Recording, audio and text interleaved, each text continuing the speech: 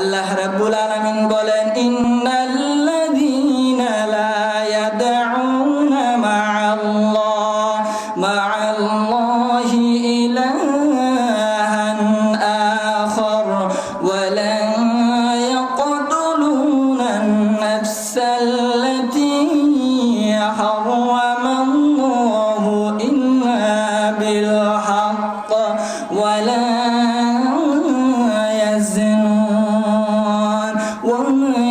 يفعل ذلك يلقى أثاما আল্লাহর নবী রাহমাতুল লিল আলামিন হযরত ওয়াশিকে পবিত্র কোরআনের এই আয়াত শুনিয়ে দিলেন। আল্লাহ রাব্বুল আলামিন বলেন, ইন্নাল্লাযীনা লা ইয়াদউনা মা'আল্লাহি ইলাহান আখার, নিশ্চয় যারা আমি আল্লাহর সাথে শিরিক করে না, আমি আল্লাহর সাথে কাউকে শিরিক স্থাপন করে না, আর অন্যায়ভাবে মানুষকে হত্যা করে না, আর জিনা ব্যভিচার করে না, যারা এগুলা করবে আমি আল্লাহ রাব্বুল আলামিনের পক্ষ থেকে সে কঠিন শাস্তি পাইবে।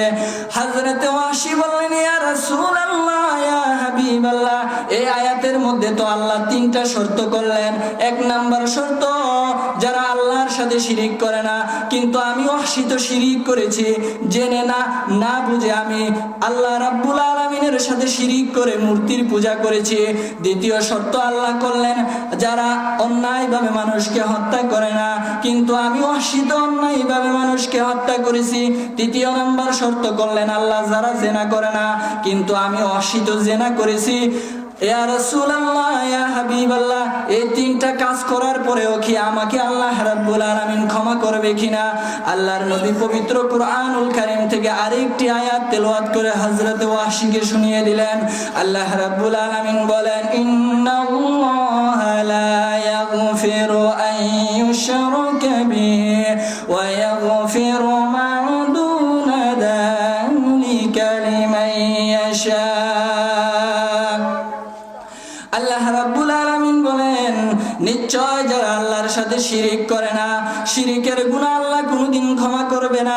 শিরিকের গুনাহ ছাড়া যত গুনাহ আছে আল্লাহ ক্ষমা করে দিবেন।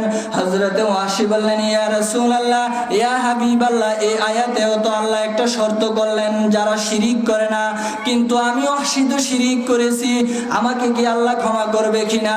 আল্লাহর নবী এই কথা শোনার পরে পবিত্র কুরআনুল কারীম থেকে আরেকটি আয়াত তেলাওয়াত করে হযরত ওয়াশিকে শুনিয়ে দিলেন।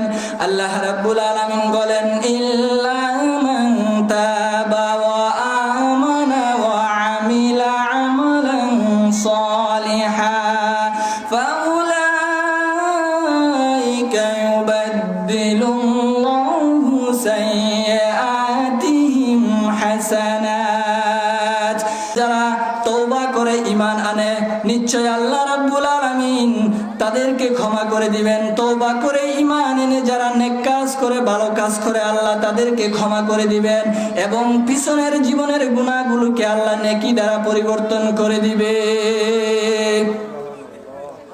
হযরত ওয়াশি বললেন, ইয়া রাসূলুল্লাহ, ইয়া হাবিবাল্লাহ, এই আয়াতেও তো আল্লাহ একটা শর্ত করলেন, যারা নেক কাজ করে ঈমান আনার পরে, কিন্তু আমি ওয়াশি তো জানি না, ঈমান আনার পরে আমি মারা যাইতে পারি, নেক কাজ করার সুযোগ আমি নাও পেতে পারি।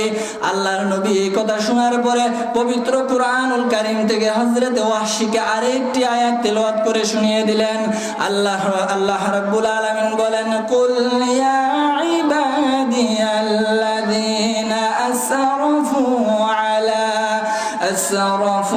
আলা আনফুসিহিম লা তাকনাতু মির রাহমাতিল্লাহ ইন্নাল্লাহা ইয়াগফিরুয যুনুবা জামিআ ইন্নাহু হুয়াল গফুরুর রাহিম। জোরে বলেন আল্লাহু আকবার।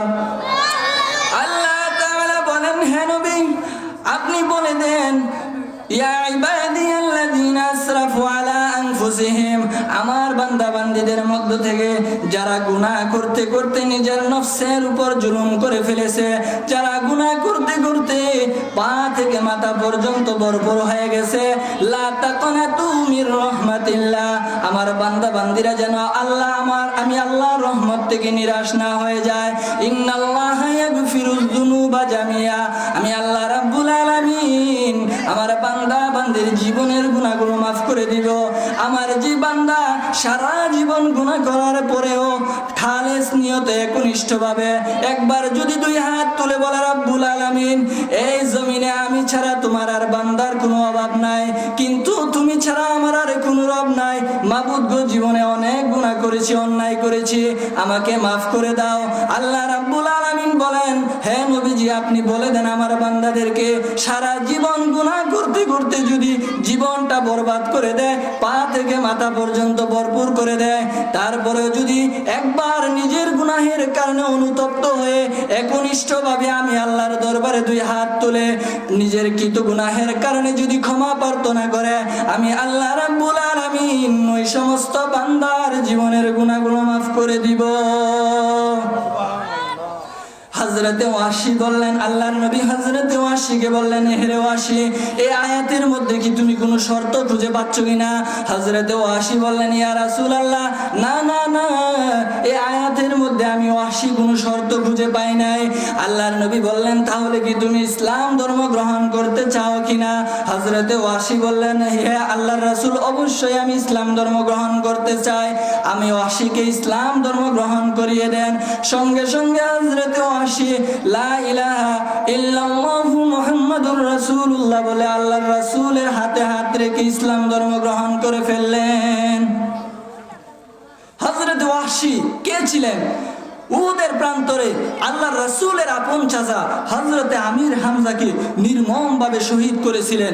সেই ওয়াহশী আল্লাহর রাসূলের কাছে এসে ক্ষমা চাইলেন, সঙ্গে সঙ্গে আল্লাহর রাসূল ক্ষমা করে দিলেন। বলেন সুবহানাল্লাহ। এত বড় নিয়ামত আল্লাহর রাসূলকে আল্লাহ তাআলা দিয়েছেন।